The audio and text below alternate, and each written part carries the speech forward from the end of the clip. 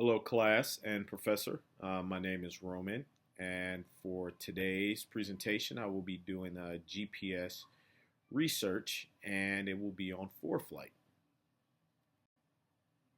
Now, before I dig deeper into Foreflight and how we utilize it for GPS purposes, I'd like to start from the beginning, since this is a GPS research assignment, as to what exactly is GPS.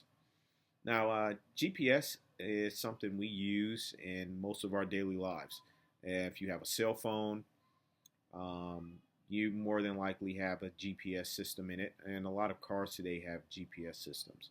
I come from a time where GPS on your phone in cars was not as common. Things like TomTom were additional GPS systems you would have, but now it's very common to have. And of course, with aviation being such a large field and industry, that it would be part of our avionics, or part of our avionics on our daily aviation use. So basically, GPS is a satellite-based navigation system. It's used worldwide, and it's based on at least 24 satellites being in a constellation at once. Now, the type and intensity of GPS that's going to be available to you is going to be based on the number of satellites within view. So, when you're pre-flying your aircraft and looking at your GPS, you may have a satellite-based augmentation system, and it'll show you the amount of satellites that are available. If you have 3 satellites, you may just have latitude and longitude, or you could have 6 satellites available, which give you advanced systems like wide area augmentation systems, which work in conjunction with ground satellite systems. Now that we got that out of the way, let's talk some more about ForeFlight itself. Now, ForeFlight is more than just a GPS system. It's actually a overall overall aviation system that covers a lot of areas that we use as pilots.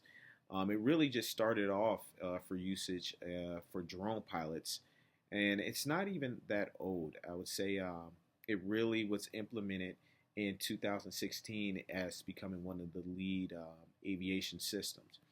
It actually is the only system that is approved with the iPad or iPhone for navigation purposes and the use of updating charts in terms of your usage with flying.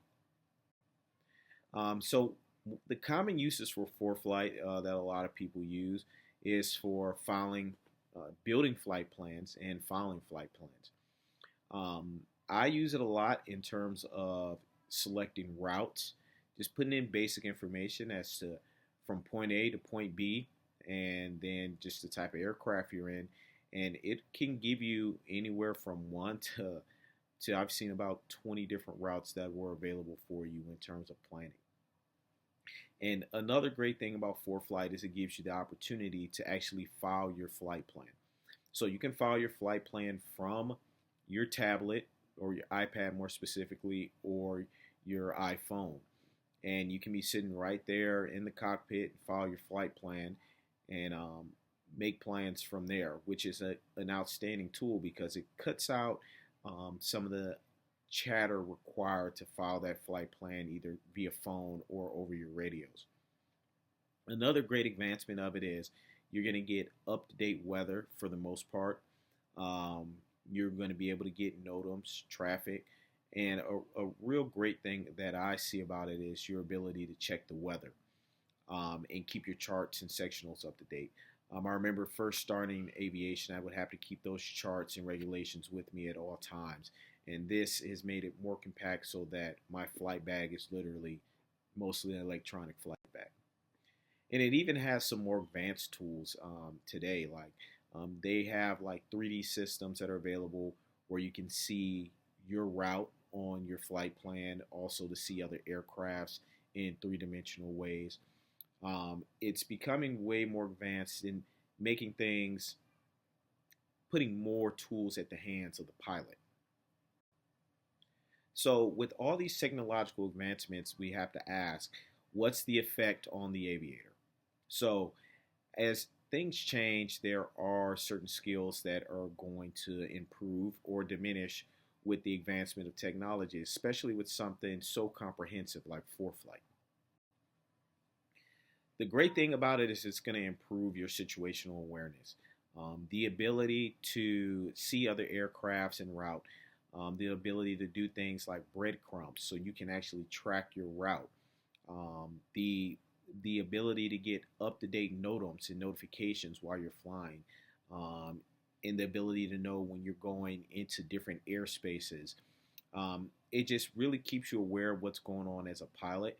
And situational awareness is a great thing because it's part of your ADM. So the more knowledgeable or aware you are of your situation, the better your aeronautical decision making is going to be. Now, the negative impact would simply be what effect does it have on some of your piloting skills? Some of the fundamental stuff that we do, like using an E6B. A lot of us don't use E6Bs anymore because everything is calculated for us, or doing the weight and balance by hand, or some pilots that I'm aware of never had to file a flight plan with anything other than Foreflight. So going through that process may be difficult.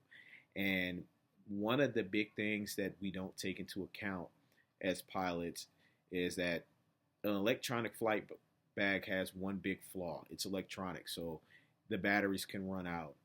Satellite systems can be fried. Your iPad itself may be damaged or not function well. And not having those charts available to you, or even knowing how to look through charts or a sectional to find where you are in a real life emergency situation could be an issue. So in conclusion, I would like to say that Foreflight is a great tool. It's a great resource. And how things look so far, it's not going anywhere anytime soon. Um, you know, technology is the future. So us as pilots, we have to make sure that we utilize that technology to the best of our ability, because it's a safety thing. It makes things safer for us. It makes things safer for other pilots. So I have several references here. Um, the Chicago Tribune is one of my main references. I will use the Pilot Handbook of Aeronautical Knowledge, Aviation International News, and I also use the Foreflight's actual page website in order to reference a lot of the new technology that they have. So thank you once again for listening to my presentation, and I hope you have a great day.